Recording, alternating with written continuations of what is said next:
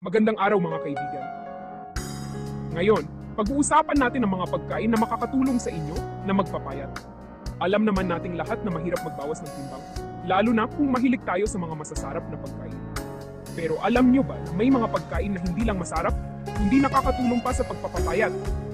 Dito sa video na ito, ibabahagi ko sa inyo ang 5 pagkain na siguradong makakatulong sa inyong weight loss journey. Hindi lang basta-basta ito mga kaibigan. Dahil ang mga ito ay madali lang hanapin at siguradong abot kaya't humanda na sa mga sa ating.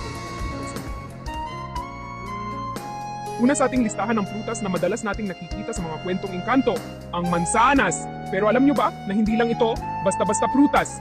Ang mansanas ay mababa sa calories at mataas sa fiber na nakakatulong sa pagpapabilis ng ating metabolismo.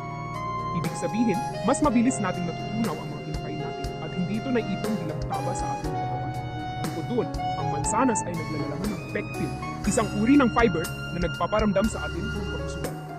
Kaya naman, kung mahilig kayong mag-snack, subukan niyo munang kumagat ng mansanas. Siguradong mawawala ang inyong cravings at maiiwasan niyo pang kumain ng mga pagkain makakasira sa inyong diet. Sunod naman ay ang gulay na madalas nating iwasan noong bata pa tayo, ang broccoli. Pero alam niyo ba na ang broccoli ay puno ng nutrients at mababa sa calories? Kaya naman, perpekto itong isama sa ating diet. Ang broccoli ay mayaman sa vitamin C, vitamin K at fiber na nakakatulong sa pag-regulate ng ating blood sugar levels. Kapag stable ang ating blood sugar, mas nagiging balanse ang ating energy levels at mas hindi tayo nagkakaroon ng cravings. Bukod doon, ang broccoli ay mayaman din sa antioxidants na nakakatulong sa paglaban sa mga sakit. Kaya naman, huwag na nating aksayahin ang broccoli at isama na natin ito sa ating mga lutuin. Para sa mga nagmamadali sa umaga, ang oatmeal ang perfect breakfast para sa inyo. Ang oatmeal ay nagbibigay ng sapat na enerhiya para simulan ang araw at nakakatulong pa sa pag-regulate ng blood sugar.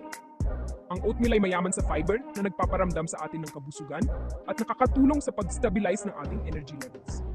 Bukod doon, ang oatmeal ay mayaman din sa protein na nakakatulong sa pagbuo ng muscles.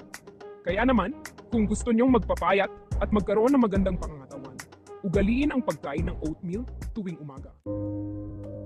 Kung mahilig naman kayo sa seafood, ang salmon ang perfect choice para sa inyo. Ang salmon ay mayaman sa omega-3 fatty acids na kilala sa pagiging heart healthy. Pero alam nyo ba na ang omega-3 fatty acids ay nakakatulong din sa pagpapabilis ng ating metabolism? Oo, tama ang narinig nyo. Ang omega-3 fatty acids ay nakakatulong sa pagsunog ng taba sa ating katawan. Bukod doon, ang salmon ay mayaman din sa protein na nakakatulong sa pagbuo ng muscles. Kaya naman, kung gusto nyong magpapayat at magkaroon ng healthy heart, isama na ang salmon sa inyong diet. At para sa ating panghuli, ang inumin na kilala sa kanyang fat-burning properties, ang green tea. Ang green tea ay mayaman sa antioxidants na nakatulong sa paglaban sa mga free radicals sa ating katawan. Pero alam nyo ba na ang green tea ay nakakatulong din sa pagpapabilis ng ating metabolism? Ang green tea ay naglalaman ng catechins, isang uri ng antioxidant na nakakatulong sa pagsunog ng taba sa ating katawan. Kaya naman, kung gusto nyo magpapayat at magkaroon ng healthy lifestyle, ugaliin ang pag-inom ng green tea araw-araw. At dyan nagtatapos ang ating kwentuhan tungkol sa mga pagkain na nakakapagpapayat.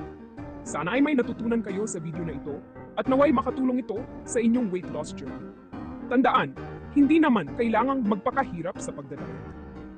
Ang importante ay piliin natin ang mga pagkain kinakain natin at panatilihin ang healthy lifestyle. Maraming salamat sa panood. Huwag kalimutang i-follow ang Certeza Humor page sa Facebook at i-subscribe ang JRL Kigiti GF channel sa YouTube. Ako si Certeza Humor. Hanggang sa muli!